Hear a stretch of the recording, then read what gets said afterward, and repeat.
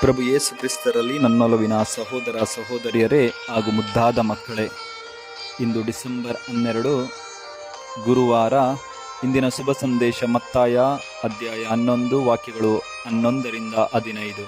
ಇದರ ಕುರಿತು ಚಿಂತನೆ. ನಾವೆಲ್ಲರೂ ಒಬ್ಬ ಶ್ರೇಷ್ಠ ವ್ಯಕ್ತಿಯಾಗಬೇಕು, ಒಬ್ಬ ಗಣ್ಯ ವ್ಯಕ್ತಿಯಾಗಬೇಕು ಎಂಬಂತಹ ಆಸೆ ನಮ್ಮಲ್ಲಿದೆ.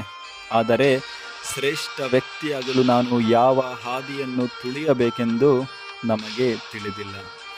ಇಂದಿನ ಶುಭ ಸಂದೇಶದಲ್ಲಿ ಪ್ರಭು ಯೇಸು ಕ್ರಿಸ್ತರು ಹೇಳುತ್ತಾರೆ, ಮಾನವನಾಗಿ ಜನಿಸಿದ್ದವರಲ್ಲಿ ಸ್ನಾನಿಕ ಯೌವಾನನಿಗಿಂತ ಶ್ರೇಷ್ಠನಾರು ಹುಟ್ಟಿಲ್ಲ ಎಂದು.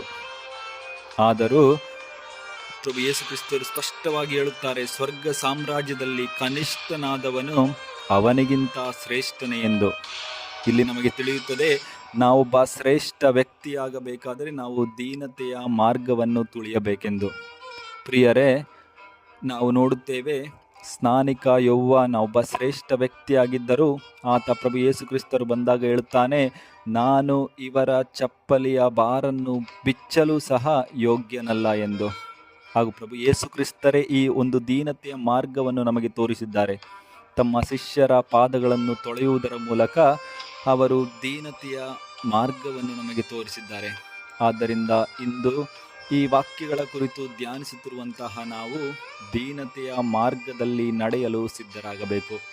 ನಾವು ಕೆಲಸ ಮಾಡುತ್ತಿರುವಂತಹ ಜಾಗದಲ್ಲಿರಬಹುದು, ನಮ್ಮ ಕುಟುಂಬಗಳಲ್ಲಿರಬಹುದು, ನಮ್ಮ ಸಮಾಜದಲ್ಲಿ ನಾವು ಈ ಒಂದು ದೀನತೆಯ ಮಾರ್ಗದಲ್ಲಿ ನಡೆದರೆ ಮಾತ್ರ ನಾವು ಸ್ವರ್ಗ ಸಾಮ್ರಾಜ್ಯದಲ್ಲಿ ಶ್ರೇಷ್ಠ ವ್ಯಕ್ತಿಗಳಾಗಲು ಸಾಧ್ಯ, ಹಾಗೂ ಪ್ರಭುವಿನ ಮೆಚ್ಚುಗೆಗೆ ಪಾತ್ರರಾಗಲು ಸಾಧ್ಯ.